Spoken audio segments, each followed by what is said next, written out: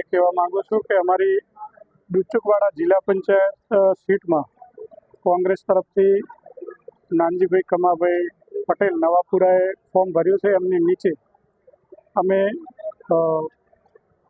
જાલોડા તાલુકા પંચાયત સીટની અંદર અમારા પૂર્વ ધારાસભ્ય મુરબ્બી શિવાભાઈ ભુરિયા સાહેબના સુપુત્ર નારાયણભાઈને ફોર્મ ભરાયું છે. બીજા પણ અન્ય ઉમેદવારને ફોર્મ ભરાયું છે. એ રીતે અમારી સોની તાલુકા પંચાયત સીટમાં પણ અમે 2 ફોર્મ ભરાયા છે, બાબુભાઈ ચૌધરીને કન્યા અમારું.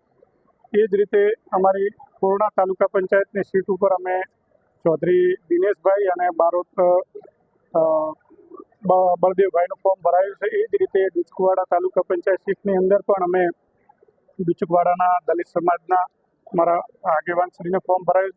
એટલે જે રીતે ડુચકવાડા જિલ્લા પંચાયતનું આજે અમે સંપૂર્ણ 4 તાલુકા પંચાયત અને જિલ્લા પંચાયતના ઉમેદવારનું પણ નોમિનેશન કર્યું છે.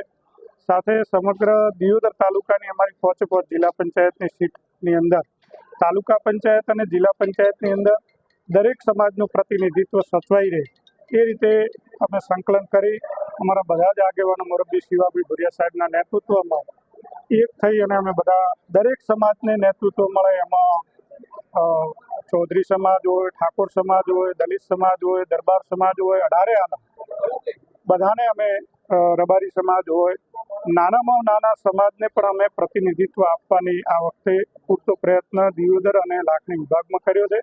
અને જે રીતે હાલ બનાસકાંઠા જિલ્લા અને વાવથરા જિલ્લાની પરિસ્થિતિ જોઈએ તો સદંતર છેલ્લા 3 વર્ષથી જિલ્લા પંચાયત તાલુકા પંચાયતની ચૂંટણીઓ ના આપીને લોકોમાં એક ભયંકર અસંતોષ.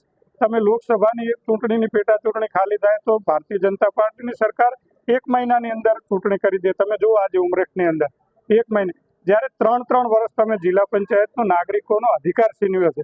એનો આક્રોશ સમગ્ર દિયોદર અને સમગ્ર વાવથરાના પંથકમાં છે.